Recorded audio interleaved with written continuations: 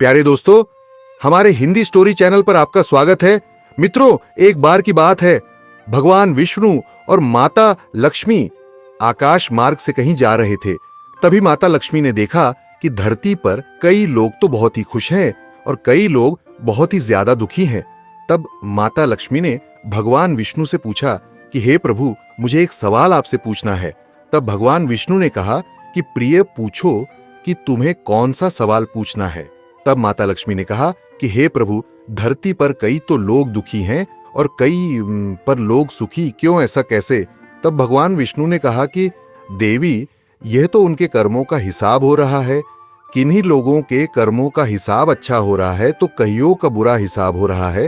तब माता लक्ष्मी ने पूछा कि यह कर्मों का हिसाब कौन करता है और कैसे करता है और किस उम्र में यह हिसाब होता है? तब भगवान विष्णु कहते हैं कि हे प्रिय, मैं आपके सवाल का जवाब है एक कहानी सुनाकर दूंगा। आप इस कहानी को बहुत ध्यान से अंत तक सुनना, क्योंकि यह कहानी सभी के लिए बहुत ही जरूरी और ज्ञानवर्धक है। तब भगवान विष्णु कहते हैं कि एक बार एक राजा था। अब उस राजा की 2 रानियां थीं।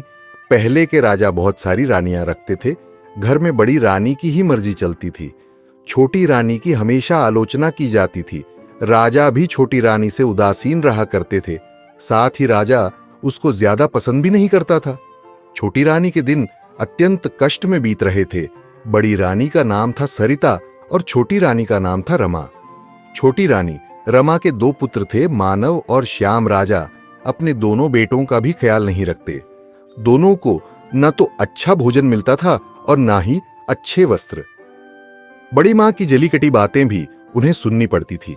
अपने बेटों और खुद का अपमान होते हुए छोटी रानी रमा सब देखती और यह सब सहती रहती थी। पर रानी सरिता को इससे भी संतोष नहीं मिलता था। वह हमें छोटी रानी रमा को नीचा दिखाने की कोशिश करती रहती थी। एक दिन क्या हुआ कि दोनों रानियां नदी में स्नान करने गई हुई थी। अब रानी सरिता ने छोटी रानी रमा को अत्यंत प्यार से कहा कि आओ, तुम्हारे सिर में साबुन लगा दूं। अब छोटी रानी रमा को रानी सरिता का यह प्यार बहुत ही अजीब लगा। उसने कहा कि नहीं दीदी, रहने दीजिए, मैं खुद ही नहा लूंगी।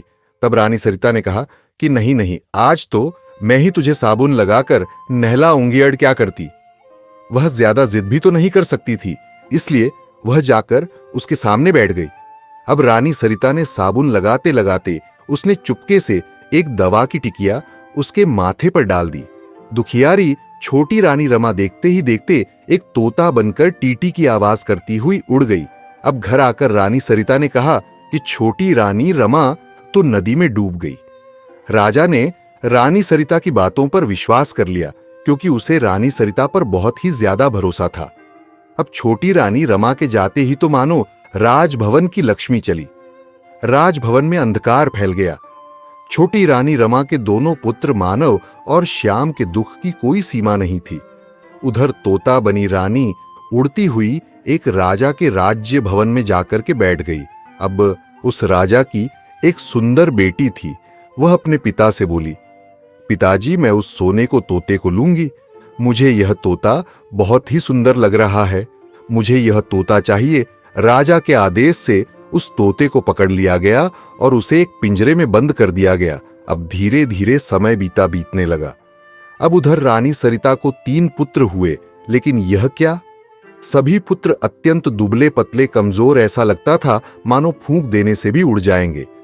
रानी सरिता का तो रो रोकर बुरा हाल था। पता नहीं उसने संतान प्राप्ति के लिए क्या क्या किया था, और अब संतान हुई है तो भी इतनी कमजोर और दुबली पतली। वे बहुत ही मेहनत के साथ अपने पुत्रों का पालन करती रही। वह उन्हें तरह तरह के महंगे पकवान खिलाती, लेकिन वे मोटे नहीं हो पा रहे। दूसरी ओर रानी सरिता छोटी रानी रमा के पुत्रों को ठीक से खाना भी नहीं खिलाती और उनसे बहुत सारा काम करवाती थी, और कभी कभी तो उन्हें एक समय का खाना भी पूरा ढंग से नहीं देती थी। फिर भी वे मोटे ताजे थे। यह देखकर वह और गुस्से से भर जाती।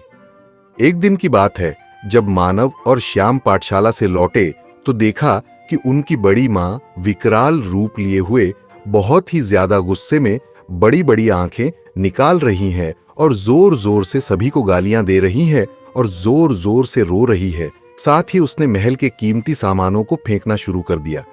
श्याम और मानव ने आज तक अपनी बड़ी मां का यह रूप नहीं देखा था। हां, हालांकि उन्होंने उसे गुस्से में देखा था, लेकिन इतना ज्यादा गुस्से में तो कभी भी नहीं देखा था। जब राजा को इस बात की सूचना मिली तो वे भागते हुए आए और उससे पूछा, तुम्हें क्या हो गया प्रिय? तुम इतनी गुस्से में क्यों हो? रानी गुस्से से थर्र कांपती हुई बोली, मेरी सोतन के यह दोनों पुत्र जब देखो मुझे उल्टा सीधा कहते हैं, गालियां देते हैं और साथ ही मेरे साथ बहुत ही बुरा व्यवहार करते हैं। जब तक मैं इनके खून से मैं स्नान नहीं कर लूं, मेरा कलेजा ठंडा नहीं होगा। राजा ने कहा कि रानी यह कैसी जिद है? तब रानी ने कहा कि ठीक है, तो मेरा व्यवहार ऐसा ही रहेगा। यह मुझे कुछ भी बोले और मैं बस सुनती रहूं। आज अगर मैं इनके खून से स्नान नहीं करूंगी तो मर जाऊंगी। राजा ने कहा कि प्रिया रानी शांत हो जाओ, जैसा तुम चाह रही हो वैसा ही होगा। फिर उन्होंने झल्लाद को बुलाया और आदेश दिया कि इन दोनों भाइयों को मारकर इनका खून लाकर रानी सरिता को दो, ताकि इसका गुस्सा शांत हो जाए। अब बेचारे मानव और श्याम ने कहा कि नहीं पिताजी, हमने तो कुछ भी नहीं कहा है, जबकि हम तो इन्हें अपनी मां मानते हैं और हम तो इनका अपमान बिल्कुल भी नहीं कर सकते। ये झूठ बोल रही है। तब राजा ने कहा कि चुप हो जाओ, शांत हो जाओ, तुम दोनों बहुत ही बदमाश हो, तभी आज रानी का यह हाल हो गया है। मानव और श्याम का तो रो रोकर बुरा हाल हो गया। कोई उन दोनों पर विश्वास भी नहीं कर रहा था। अब बेचारा झल्लाद भी क्या करता? उसने कहा कि चलो पुत्रों, चलते हैं। झल्लाद को तो राजा के आदेश का पालन करना था, सो उनके हाथ पैरों को रस्सियों से बांधकर बलि देने के लिए वह ले जाने लगा। मानव श्याम के चित्कार को सुनने वाला वहां कोई नहीं था। जल्लाद मानव और श्याम को एक जंगल में ले गया। वहां उसके वस्त्र उसने उतरवा लिए और एक पौधे की छाल उन्हें पहना दी। मानव अपने भाई श्याम से बोला, भाई हमारे भाग्य में यही लिखा था, अब हम दोनों कर क्या सकते हैं? हमारी कोई सुना भी नहीं चाह रहा और यहां पर वैसे भी हमारा है ही कौन। चलो भगवान के पास में ही चलते हैं, फिर मिलते हैं अगले जन्म में। अब झल्लाद उन दोनों की बातें सुन रहा था और उसे उन दोनों पर बहुत ही ज्यादा दया आ रही थी। अब छोटे बच्चे थे, वह सारे छोटे बच्चों पर तो किसी को भी दया आ जाती है, तो झल्लाद को क्यों नहीं आती? वह तो बड़ी रानी और राजा ही थे, जो उनको उन पर दया नहीं आई थी। जल्लाद ने अब जल्दी से दोनों के हाथ पैर खोल दिए और कहा कि राजा की आज्ञा है, राजपुत्र क्या करता, मुझे माननी ही थी, पर तुम दोनों को मैंने अपनी गोद में खिलाया है। तुम्हारा खून मैं कैसे कर सकता हूं? मेरे नसीब में जो लिखा है वही होगा। तुम चादर ओढ़ लो और इस जंगल से निकल जाओ। जाओ, कोई तुम्हें राजपुत्र के रूप में पहचान नहीं पाएगा। यह कहकर उसने उन्हें जंगल से बाहर निकलने का मार्ग बता दिया और खुद राजभवन की ओर लौटने लगा। रास्ते में उसने कुत्ते एवं सियार को मारा और उसका खून रानी सरिता को दे दिया। खून पाकर रानी सरिता बहुत खुश हुई। उसने उस खून से स्नान किया और खिलखिलाती हुई अपने पुत्रों को अत्यंत स्वादिष्ट भोजन कराया और खुद भी खाया। मानव और श्याम दोनों जंगल के रास्ते से आगे चलते रहे। अब वह दोनों चलते हुए एक पौधे के नीचे बैठ गए। अब मानव से श्याम ने कहा, भाई बहुत प्यास लगी है, हम लोग इतनी दूर तक चलकर आए हैं, प्यास के कारण मेरा तो बहुत बुरा हाल हो गया है। मानव ने कहा, ठीक है, तुम यही प्रतिज्ञा करो, मैं देखता हूं कि आसपास कहीं पानी है या नहीं। अब मानव पानी की तलाश में इधर उधर गया, लेकिन एक जगह उसे एक तालाब दिखाई दिया। लेकिन समस्या यह थी कि पानी लेकर जाए कैसे। लेकिन तभी उसे अपनी का ख्याल आया, अगर चादर को पानी में अच्छी तरह भिगोकर ले जाया जाए तो श्याम की प्यास मिट सकती है। यह सोचकर वह तालाब में उतरा। अब जिस राज्य की सीमा के अंतर्गत वह तालाब था, उस राज्य के राजा का अचानक देहांत हो गया। राजा की कोई संतान नहीं थी। समस्या उत्पन्न हुई कि राज सिंहासन पर कौन बैठेगा। सिंहासन को तो खाली नहीं रखा जा सकता। इस पर काफी विचार विमर्श हुआ। अंत में मंत्रियों एवं प्रजा ने मिलकर तय किया कि जिस व्यक्ति के माथे पर तिलक होगा उसे ही सिंहासन पर बैठाया जाए। योजना के अनुसार एक सफेद हाथी की पीठ पर सिंहासन बांधकर हाथी को छोड़ दिया गया। वह हाथी माथे पर राज तिलक वाले व्यक्ति की खोज में निकल पड़ा। इस प्रकार इस क्रम में वह उस तालाब के पास पहुंचा जहां मानव अपनी चादर को पानी में भिगो रहा था। मानव के माथे पर राज तिलक देखते ही सफेद हाथी ने उसे अपनी सूंड से पकड़ा और सिंहासन पर बैठ दिया। अब मानव के सिर पर राज तिलक था, जो कि वह उतारना भूल गया था। मानव श्याम श्याम पुकारने लगा, पर सब बेकार। सफेद हाथी मानव को लेकर तेजी से नगर की ओर चल पड़ा। उधर श्याम पेड़ के नीचे बैठा भाई के आने का इंतजार कर रहा था। बहुत देर तक जब उसका भाई नहीं आया तो डर के मारे वह रोने लगा।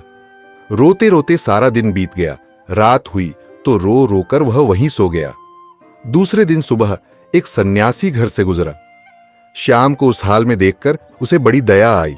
उसने उसे गोद में उठा लिया और जंगल में बनी अपनी कुटिया में ले गया। उधर सफेद हाथी मानव को लेकर उस राज्य की प्रजा के समक्ष उपस्थित हुआ। सभी ने नए राजा का स्वागत किया। मानव को राज सिंहासन पर बिठाया गया और राज्य तिलक कर दिया गया। मानव को कुछ समझ में नहीं आ रहा था कि हो क्या रहा है। उसे रह रहकर अपने भाई श्याम की बहुत याद आ रही समय बीतने लगा। मानव ने परिस्थिति से समझौता कर लिया। वह कुशलतापूर्वक राजा का राज्य संभालने लगा। अब उसे किसी भी चीज का अभाव नहीं था। उधर श्याम जंगल में सन्यासी की कुटिया में अपने दिन बिता रहा था। वह रोज हवन के लिए जंगल से लकड़ियां चुनकर लाता था, पूजा के लिए फूल तोड़कर लाता और जंगल के कंदमूल खाकर अपना पेट भरता था। कभी कभी वह सन्यासी के पास बैठकर शास्त्रों एवं वेदों का ज्ञान भी प्राप्त करता रहता था। इधर मानव और श्याम के पिता पर देवी आपदा आई। उनका सारा राज्य नष्ट हो गया। राजा सबको छोड़कर अज्ञातवास को चले गए। रानी सरिता की दशा भी अत्यंत दयनीय हो गई। अब उनकी भिक्षा मांगकर जीवन निर्वाह करने की नौबत आ गई, परंतु उसके फटे पुराने कपड़ों को देखकर लोग भी उसे दुत्कार देते थे। एक दिन दुखी होकर रानी सरिता अपने तीनों पुत्रों के साथ समुद्र के किनारे खड़ी थी। अचानक समुद्र की लहरों में रानी सरिता के तीनों पुत्र बह गए। बड़ी रानी ने अपने पुत्रों को बचाने की बहुत कोशिश की, पर सब बेकार दुखी होकर समुद्र में कूद पड़ी। उधर जिस राज्य में छोटी रानी रमा तोता बनाकर गई थी, वहां के राजा की बेटी हंसा अब बड़ी हो गई थी। अब राजा अपनी रूपवती कन्या के लिए योग्य वर की तलाश कर रहे थे, पर वैसा उन्हें उनके योग्य वर मिल नहीं रहा था। तब रानी से परामर्श कर उन्होंने एक स्वयंवर का आयोजन किया। स्वयंवर सभा में अनेक राज्यों के राजपुत्र उपस्थित हुए। राजा ने घोषणा की कि सारे राजपुत्र अपने आसन पर बैठेंगे और हंसा हाथ में माला लेकर सभी के सामने से गुजरेगी। जो राजकुमार उसे पसंद आएगा उसी के गले में वह वरमाला डालेगी। इधर जिस दिन स्वयंवर का दिन आया, उस दिन हंसा ने स्वयंवर के लिए श्रृंगार करना आरंभ किया। उसने बालों का जुड़ा बनाया, आंखों में काजल लगाया, फिर तोता बनी रानी से पूछा, और मुझे क्या चाहिए? तोते ने कहा, मैं अगर तुम्हारी जगह होती तो गज मुक्ता पहनती, परंतु तुम्हारे पास गज मुक्ता ना होने से श्रृंगार तो पूरा होगा ही। तुम्हारे पास तो गज मुक्ता है ही नहीं। अगर स्वयंवर में आए हुए राजकुमारों में से कोई गज मुक्ता ला दे तो समझना वही तुम्हारे योग्य वह है।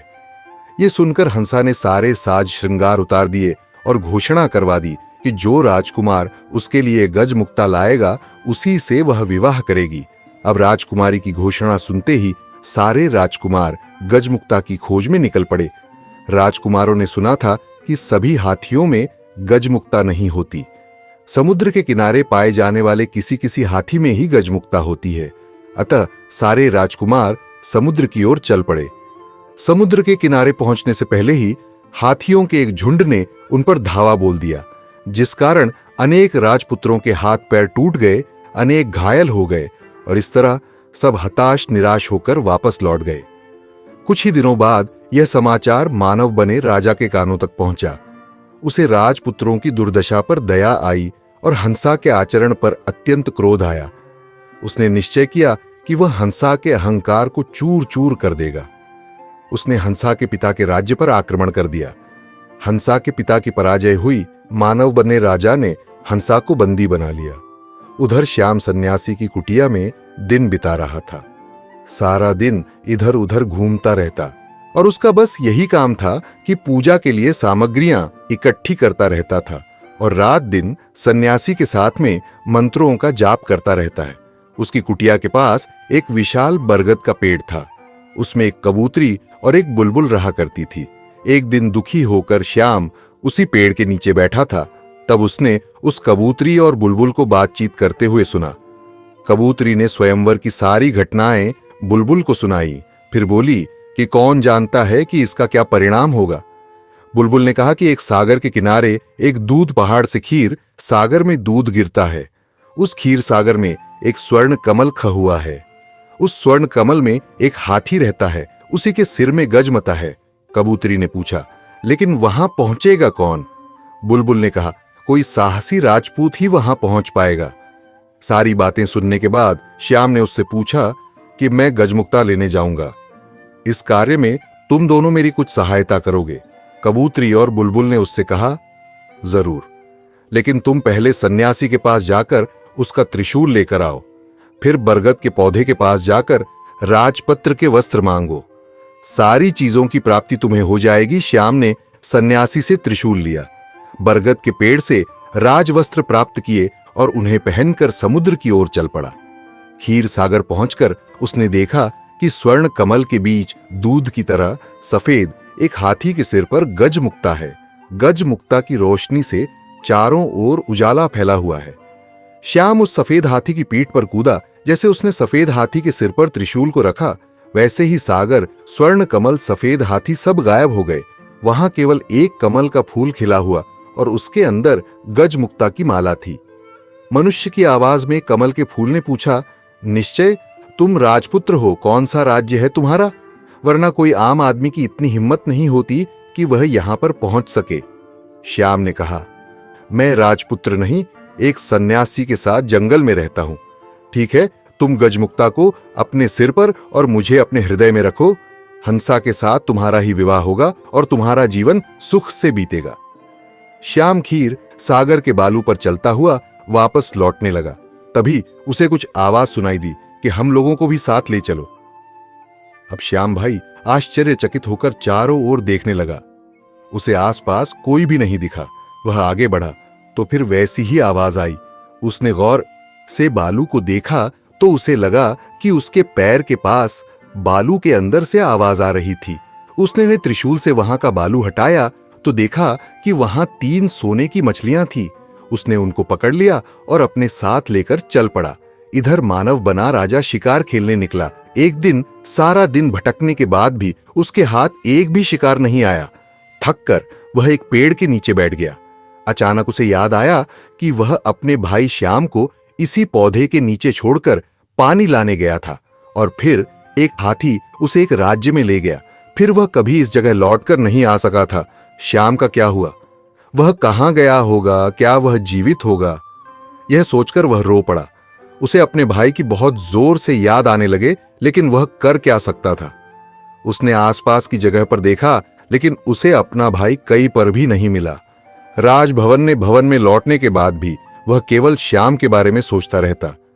श्याम गजमुक्ता लेकर हंसा के राज्य में गया तो वहां उसे पता चला कि मानव राजा हंसा को बंदी बनाकर अपने राज्य में ले गया है। श्याम सीधा मानव राजा के राज्य भवन में पहुंचा। वहां राजा के अंग रक्षकों को 3 सोने की मछलियां देकर कहा कि अपने राजा से कहो कि हंसा को छोड़ दे। लेकिन मानव राजा तो अपने भाई के शोक में डूबा हुआ अपने कमरे का दरवाजा बंद करके अंदर बैठा हुआ था। राजा की आज्ञा की प्रतीक्षा में श्याम 7 दिनों तक सिर पर गजमुक्ता रखे राजमहल के सामने बैठा रहा। 8वें दिन मानव राजा थोड़े सामान्य हुए तो सोने की मछलियां को काटने बैठी। लेकिन उन दासियां को बहुत ही आश्चर्य हुआ जब मछलियां बोल उठी कि हमें ना काटो, हम राजा के भाई हैं। अंग रक्षकों ने जब मानव राजा को श्याम की बात बताई तो वे स्वयं राजभवन से बाहर आए। वहां अपने भाई श्याम को देखा तो भागते हुए उसे अपने गले लगा लिया। अब वह दोनों भाई गले लगकर बहुत ही रोए। तभी वे दासियां उन बोलने वाली सोने की मछलियों को लेकर राजा के पास पहुंची और राजा से कहा कि राजा जी, पता नहीं यह मछलियां क्यों, लेकिन बोल रही है कि यह आपके भाई है। लेकिन आश्चर्य की बात तब हुई जब सबसे देखा कि मानव राजा के हाथ लगाते ही दोनों तीनों मछलियां 3 मनुष्यों में बदल गईं। उन्हें देखते ही वे पहचान गए। वे रानी सरिता के पुत्र थे। मानव और श्याम ने रानी सरिता और राजा के दुर्भाग्य की सारी बातें उनसे सुनी। उन्होंने बताया कि कैसे राजा और रानी का जीवन बर्बाद हो गया और राजा पूरी तरह से फकीर बन गया था और कैसे उनकी मां जल में डूबकर मर गई थी और हम तीनों तो पता नहीं कैसे बच गए। हमें तो खुद को भी कुछ भी नहीं पता। उनकी आंखों से आंसू बहने लगे। पांचों भाई आनंद पूर्वक राजभवन में रहने लगे। मानव राजा अपने भाई श्याम के विवाह की तैयारियां करने लगा। उसने हंसा के पिता के पास समाचार भेजा कि उन्हें मुक्त किया जा रहा है। पिंजरे के तोते ने हंसा को खुशखबरी दी। गजमुक्ता लेकर राजा आ गया है। हंसा बोली, जानती हूं। उसी समय एक दासी भागते हुए आई और उसने प्रसन्नतापूर्वक कहा कि गजमुक्ता लाने वाला राजपुत्र राजा मानव के भाई है। हंसा बहुत खुश हुई। उसने तय किया कि वह अपने प्रिय तोते को आज अपने हाथों से स्नान कराएगी। उसने गाय के दूध में कच्ची हल्दी को पीसकर दूध में मिलाया और उससे तोते को स्नान कराने लगी। हंसा के हाथ जैसे ही तोते के माथे की दवाई पर गई, देखते देखते तोता एक सुंदर नारी बन गया। ने आश्चर्य से पूछा कि तुम कौन हो, परी हो या देवी? वह बोली, मैं राज रानी हूं, मानव और श्याम मेरे ही बेटे हैं। उसके बाद उसने अपने साथ घटी सारी बातों को उसे बता दिया। अगले दिन हंसा के साथ श्याम का विवाह धूमधाम से संपन्न हुआ। विदा के समय हंसा ने अपने पिता से कहा कि मैं अकेली ही जाऊंगी। पिता ने पूछा कि यह क्या बात हुई? हंसा बोली, मैंने प्रण लिया है कि सुबह प्रार्थना के समय अकेली रहूं। पिता बोले, ठीक है, जैसा तुम चाहती हो। अब सभी से विदा लेकर हंसा सुंदर पालकी में बैठ गई। उसने चुपके से छोटी रानी रमा को अपनी पालकी में बिठा लिया। श्याम भी अपनी पालकी में बैठ गया। मानव राजा के महल के पास जब पालकी रुकी तब उससे हंसा के अलावा एक अपूर्व सुंदरी नारी भी उतरी। सब उसे आश्चर्यचकित होकर देख रहे। उसने पालकी से उतरते ही पूछा, कहां है मेरे मानव श्याम? मेरे पास आओ। मां की पुकार सुनकर मानव श्याम दोनों सामने आए और उससे लिपट गए, रोने लग गए। अब बड़ी रानी सरिता के तीनों पुत्र भी भागकर वहां पहुंच गए। अब जाकर छोटी रानी रमा के दुखों का अंत हुआ। सभी के दिन सुखपूर्वक बीतने लगे, लेकिन फिर भी छोटी रानी राम को अपने पति की बहुत याद आती थी, क्योंकि वह पतिव्रता स्त्री थी। उसके पति चाहे किसी भी हो, लेकिन फिर भी उसे उनकी बहुत याद आती थी। राजा ने उसके साथ में बहुत गलत व्यवहार किया था, लेकिन फिर भी वह को याद करके रोया करती थी। अब उनकी जिंदगी की एक नई शुरुआत होती है, जहां पर एक शक्तिशाली और पराक्रमी राज्य में जहां राजा मानव अपनी प्रजा का प्रिय राजा है। मानव एक साहसी, न्यायप्रिय और संवेदनशील राजा है जो हमेशा लोगों की भलाई के लिए तत्पर रहता है। उसका छोटा भाई श्याम, जो विवाह बंधन में बंध चुका है, मानव का सहायक और विश्वास पात्र है। उनकी माता रानी रमा एक समझदार और परिपक्व महिला है, जिन्होंने अपने दोनों बेटों को नैतिकता और कर्तव्य पालन के संस्कार दिए हैं। इसी समय एक दूर की नगरी में एक अद्वितीय सौंदर्य की धनी राजकुमारी रहती है। उसका नाम अदिति है और वह अपनी सुंदरता, बुद्धिमत्ता और साहस के लिए प्रसिद्ध है। अदिति का सपना है कि वह अपने राज्य की सीमाओं से परे जाकर नई जगहों का अनुभव करे। उसकी आत्मनिर्भरता और खुले विचारों के कारण लोग उसे बहुत मानते हैं। एक दिन उस राज्य में एक खतरनाक जादूगर का आगमन होता है। उसका नाम वरुण है और वह अपने असीम शक्तियों और चालाकियां के लिए कुख्यात है। वरुण राजकुमारी अदिति की सुंदरता पर मोहित हो जाता है और उसे पाने की इच्छा करता है। जब राजकुमारी वरुण को ठुकरा देती है, इस पर उसे जादूगर को बहुत बुरा लगता है। तब वह गुस्से में आकर उसे कैद कर लेता है और उसे अपने महल में ले जाता है, जहां से भाग पाना असंभव है। जब मानव के राज्य में दूत द्वारा आदिति की खबर उसे मिलती है तो उसे भी बहुत दुख होता है। अदिति की दुर्दशा की खबर मानव तक पहुंचती है। अपनी नीतियों के चलते मानव ने कभी किसी राजा के मामले में हस्तक्षेप नहीं किया था, लेकिन जब उसे अदिति की कठिनाई का पता चलता है तो उसका दिल द्रवित हो उठता है। उसे ऐसा महसूस होता है जैसे उसकी नियत राजकुमारी अदिति की मदद करने में ही है। वह अपने भाई श्याम को अपने राज्य की देखरेख सौंप है और अदिति को मुक्त करने के लिए उस जादूगर के राज्य की ओर निकल पड़ता है। मानव को अपनी यात्रा में कई खतरों और परीक्षाओं का सामना करना पड़ता है। जंगलों से लेकर ऊंचे पर्वतों तक मानव अपने साहस और शक्ति से इन सभी कठिनाइयों का सामना करता है। उसे कई जादुई प्राणियों का सामना करना पड़ता है जो उसे मदद भी देते हैं और कभी-कभी उसे चुनौती भी देते हैं।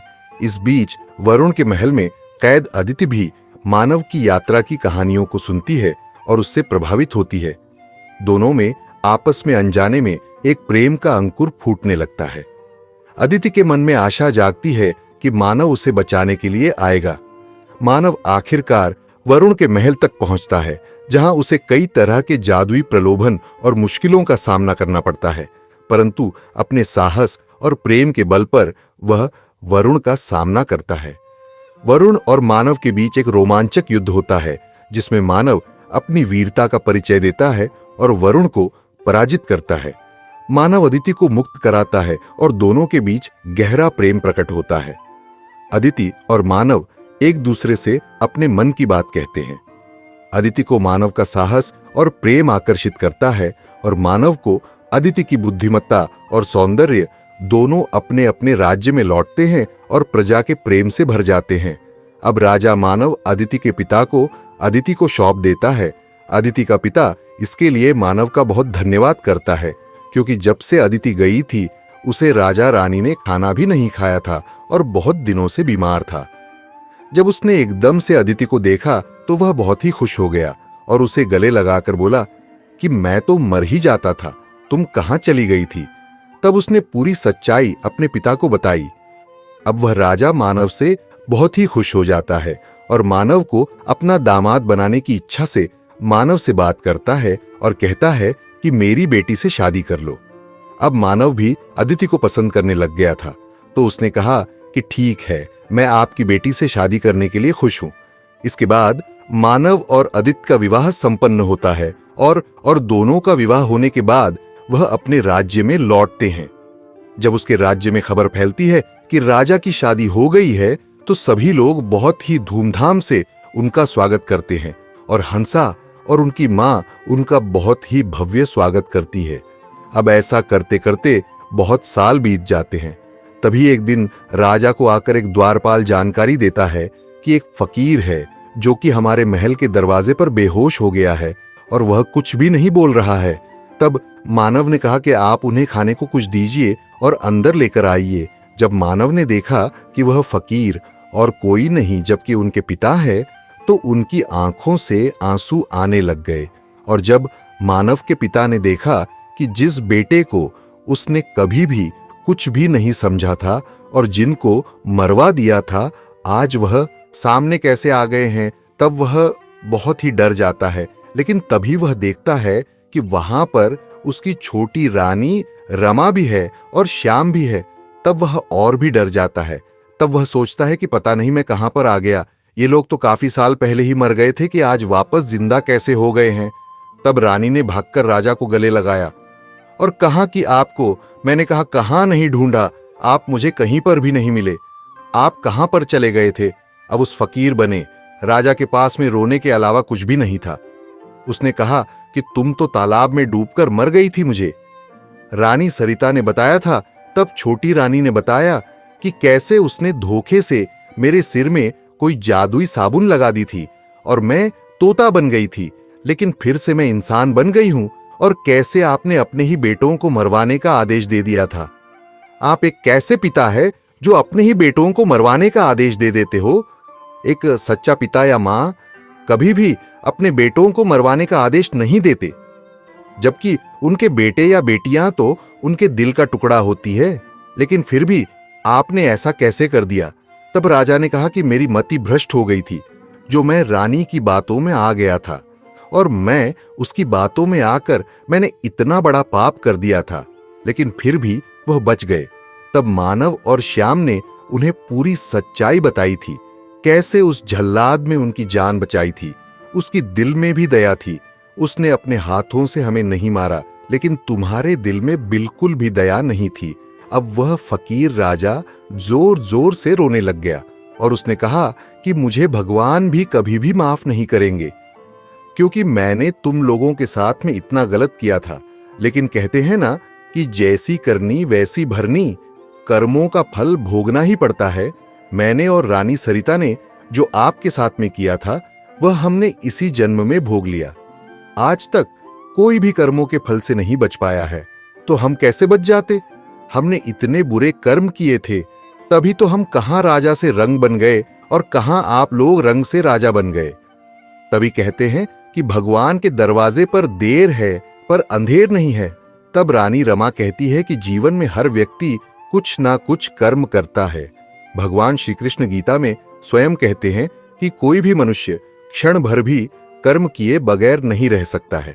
व्यक्ति के कर्म ही उसे ऊपर उठाते हैं और कर्म ही ऊंचाई से उठाकर जमीन पर भी पटक सकते हैं। हिंदू धर्म में माना गया है कि हमें हमारे कर्मों के अनुसार ही शुभ या अशुभ फल प्राप्त होता है। मनुष्य जैसा कर्म करता है वैसा ही फल भोगना पड़ता है। इन फलों का निर्धारण समय खुद करता है। इसीलिए व्यक्ति को सोच समझकर ही अपने कर्म करने चाहिए। कर्म नियमों के अनुसार कर्म का योग ही ईश्वर है।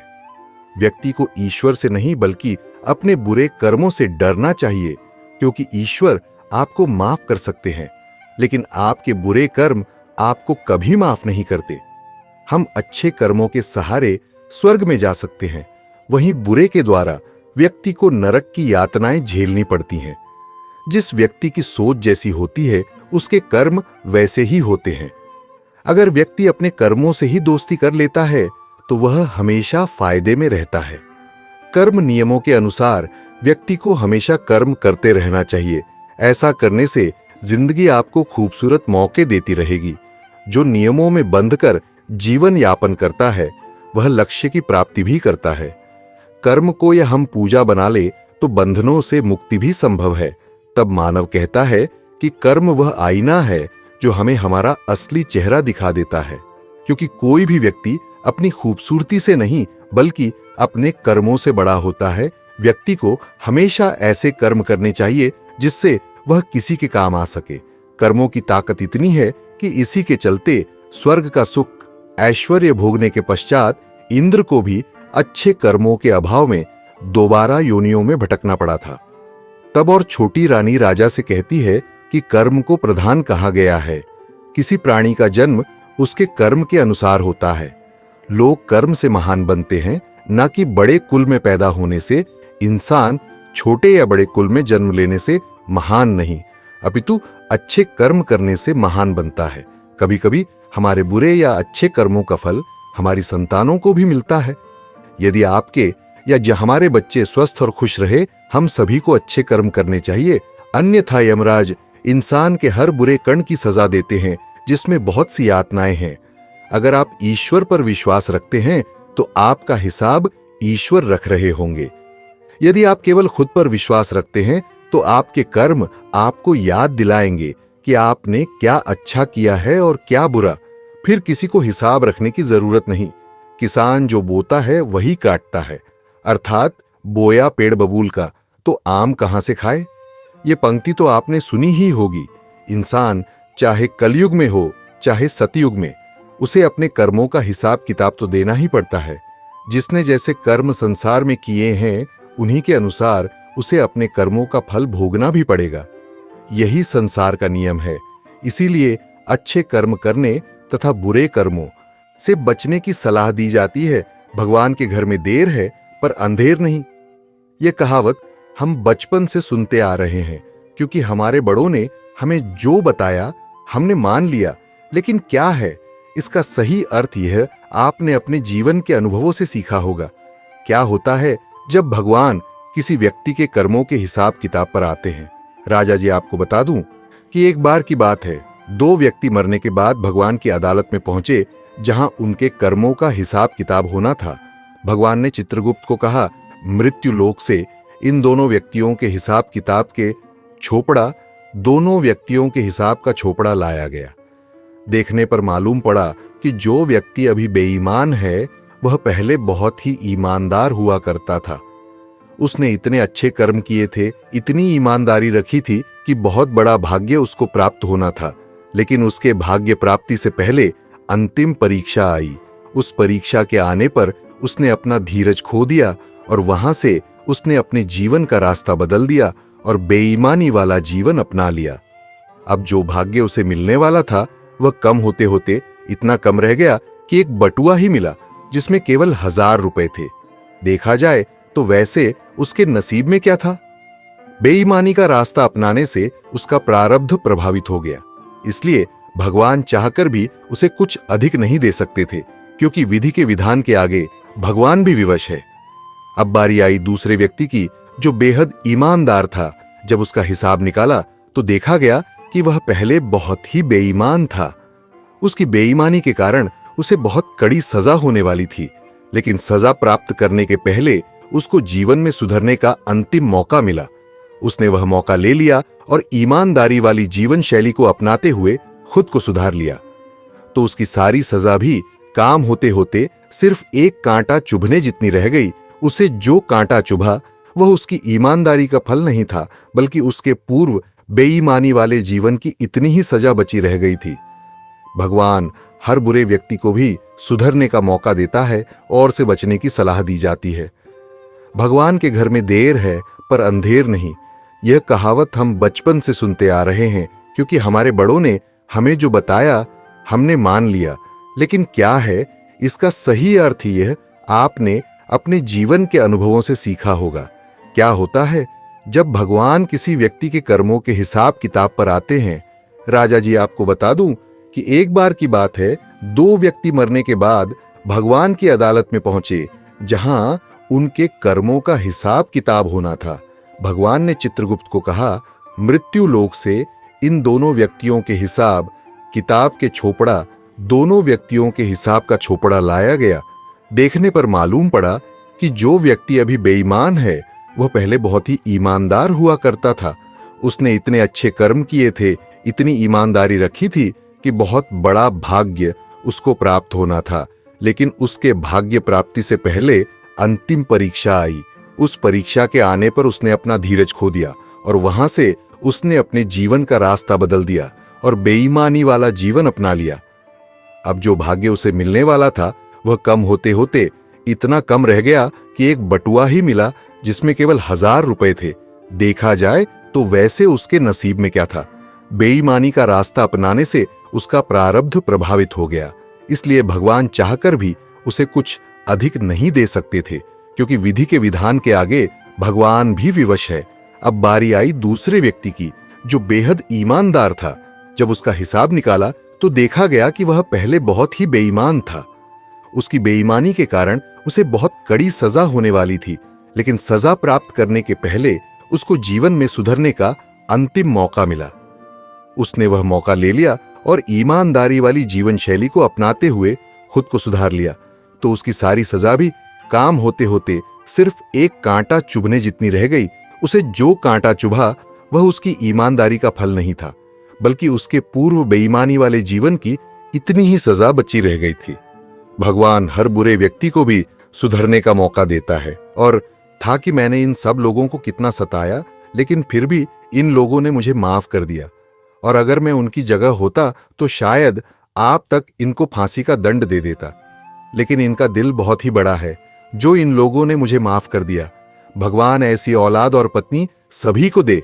अब सभी अपना जीवन खुशी खुशी बिताने लगे। आज छोटी रानी को अपनी असली खुशी मिली थी और आज वह भी बहुत ही खुश थी अपने राजा के साथ में, और राजा भी रानी के साथ में बहुत ही खुश था। जैसे कि आज वर्षों बाद में उसे भी असली पत्नी और बच्चे प्राप्त हुए हो। अब भगवान विष्णु ने माता लक्ष्मी से कहा कि मनुष्य के कर्मों का हिसाब इसी जन्म में होता है और कर्मों का हिसाब लेने के लिए स्वयं उसी के कर्म वापस लौट कर आते हैं। कर्म कभी भी हमारा पीछा नहीं छोड़ते, चाहे वह कर्म अच्छे हो या बुरे। इस जिंदगी में सबसे बड़ा कर्म है। अगर हम कर्म अच्छे करेंगे तो हमारी जिंदगी भी अच्छी ही रहेगी। अगर हम कर्म बुरे करेंगे तो हमारी जिंदगी भी बुरी बन जाएगी। मित्रों, हमारे बुरे कर्म ही हमारा हिसाब लेने के लिए आते हैं।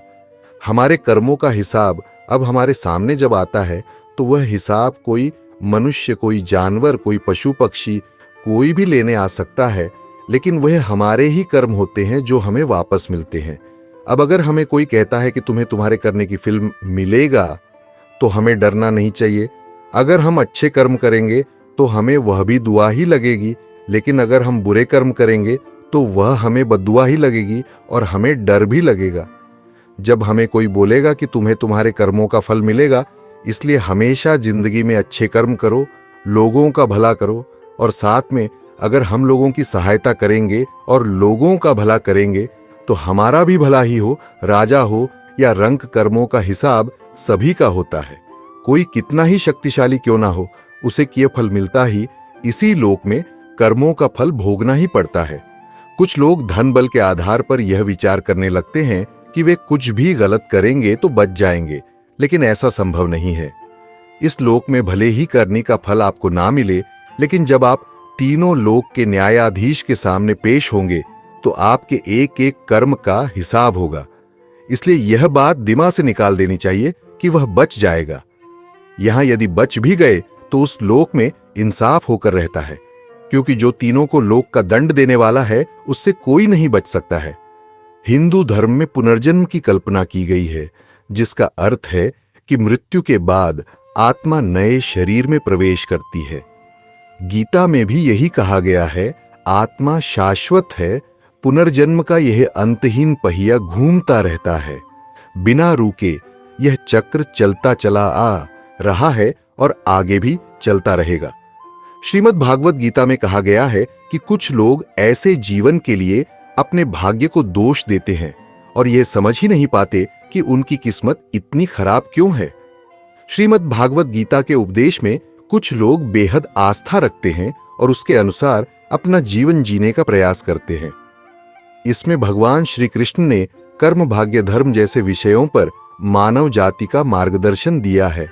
वैसे तो गीता में श्री कृष्ण ने कर्मयोगी होने का उपदेश दिया है, लेकिन कुछ लोग ऐसे भी हैं जो कर्म और भाग्य की प्राथमिकता को लेकर उलझन में रहते हैं और अक्सर भाग्य को सर्वोपरि मान बैठते हैं। इस कारण वह समझ ही नहीं पाते कि उनका जीवन इतना कष्टकारी क्यों है। तो ऐसे में यह जानना आवश्यक है कि श्री कृष्ण ने गीता में इंसान के भाग्य को लेकर क्या कहा है।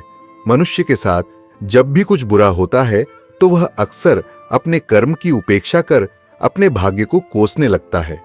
वह बात बात पर यह कहता नजर आता है कि मेरी किस्मत ही खराब है। वह यह भूल जाता है कि भाग्य का धागा उसके कर्मों से जुड़ा है, जिसे वह अनदेखा कर रहा है। गीता में श्री कृष्ण ने भी कहा है कि मनुष्य को सदैव अच्छे कर्म करने चाहिए, क्योंकि कर्मों के क्षीण हो जाने पर भाग्य भी नष्ट हो जाता है। जिस मनुष्य का अपने कर्मों पर अटूट विश्वास होता है और जो मनुष्य अपने कर्मों पर सदा अडिग रहता है, केवल वही मनुष्य जीवन में सफल होता है। इसमें भगवान श्री कृष्ण ने स्पष्ट संदेश दिया है कि अगर आप अपने कर्मों की गुणवत्ता में किसी भी प्रकार का समझौता करते हैं तो आप उससे मिलने वाले फल अथवा परिणाम से भी समझौता कर रहे हैं, जो भले ही दूरगामी हो, लेकिन आपका भाग्य तय करता है।